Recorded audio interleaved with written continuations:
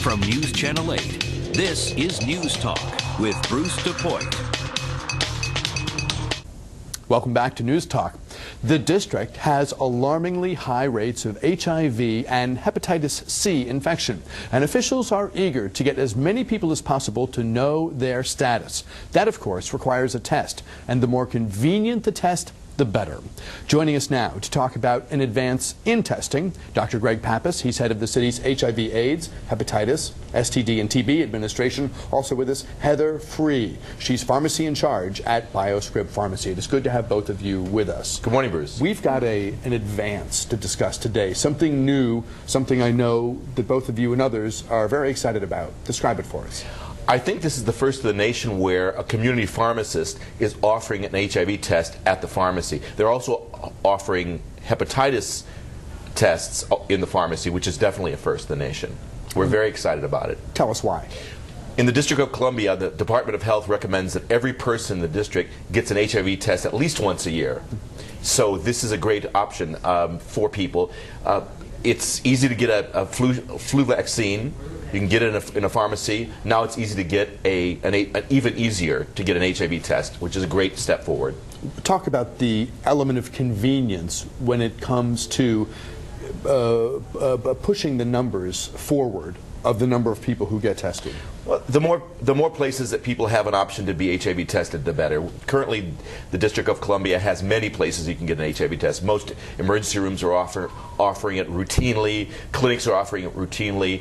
We have HIV testing at the DMV, Income Maintenance Office, many places, 20 places where there are free tests. For many people, it's convenient to get their tests at a pharmacy. So this is great, and we really thank BioScrip and a public-private partnership for taking this step forward. Why, Heather, has the pharmacy decided to move in this direction?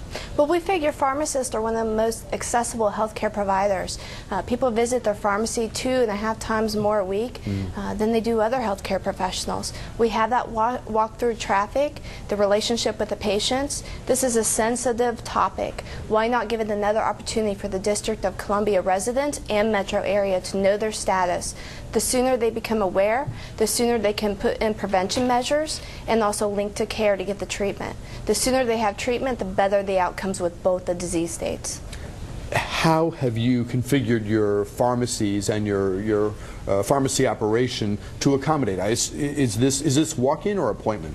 Sure, it is. We are offering the test for free currently, and it is a walk-in basis.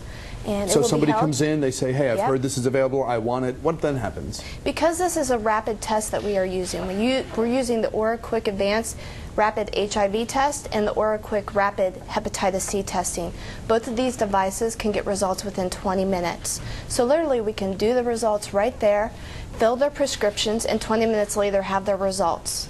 Which makes it very convenient for them. If they're in a hurry, rush, or if they're actually stopping in through their lunch break, we can make it convenient for them. And I know you've brought some of the props, some of the samples, some of the things you use during the course of testing. So I presume the people wait. They get the test, the magic happens in the vial or whatever. 20 minutes later, there's a result on one, the other, or both of the tests? Correct.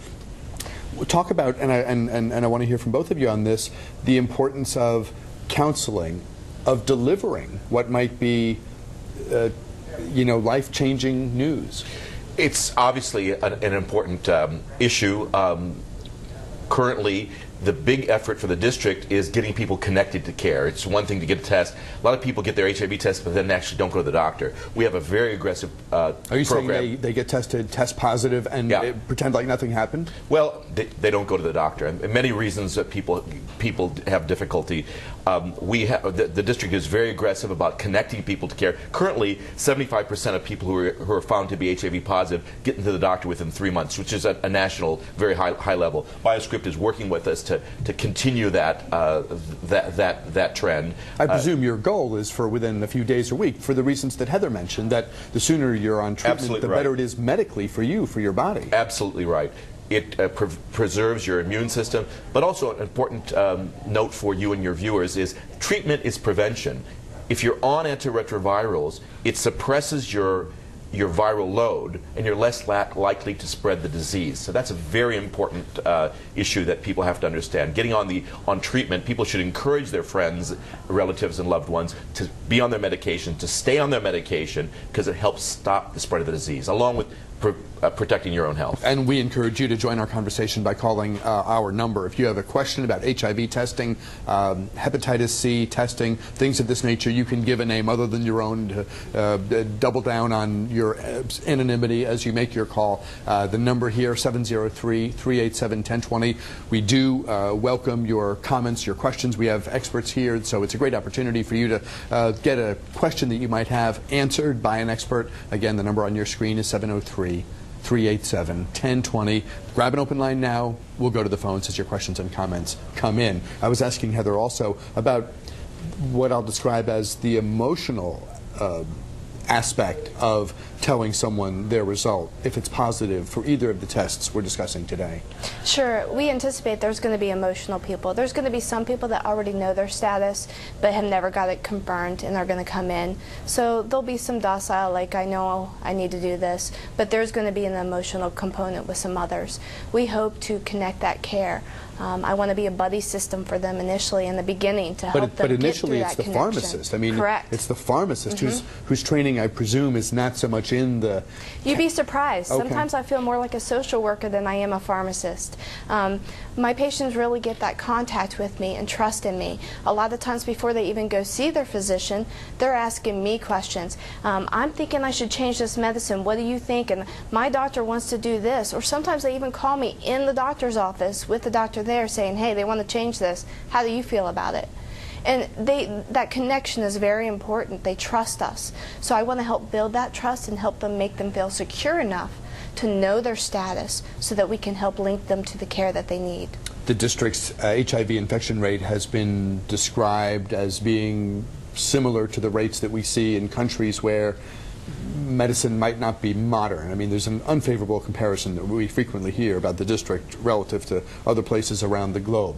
Are we making progress? Give us a status update, if you will. We're definitely making progress. First, I want to respond to your question. I hear it a lot. With the International AIDS Society meeting coming in, there's a lot of international attention. I want to communicate with you and your viewers that HIV in District of Columbia is very serious. But if you look at the district as a metropolitan area, the 6 million people who live in the metropolitan area, we're like most cities in America. 40% of people who are HIV positive live in 12 cities in the United States. D.C. is one of those 12 cities. We're kind of in the middle of those 12 cities. Regarding the district, we still have, it's still a serious disease. We still have a serious epidemic. 2 or 3 people are infected every day. With that said, HIV deaths are tumbling. We set new records last year for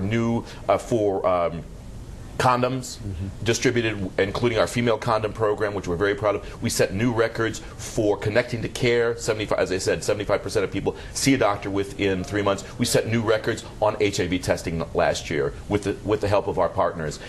So we're very proud of the success we've made. Also, this is very important to me. No baby has been born HIV positive in the District of Columbia since 2009. We're really making progress. So while we have a serious epidemic, the district is moving. We have unparalleled support from the community, from our political leaders, and we need to continue to capitalize on that movement. 15, 20, 30 years ago, there were either no drugs to treat HIV or they were only partially effective. And you saw people die. You saw them change. Right. You saw them age. You saw them wither, and you saw them die. Now, the drugs are comparatively fantastic, and young people don't remember a time when people in their 20s, 30s, and 40s sort of died before your eyes. Is that part of the ongoing struggle to get people to take prevention seriously, to take condom use seriously, to be smart and sensible? Absolutely right.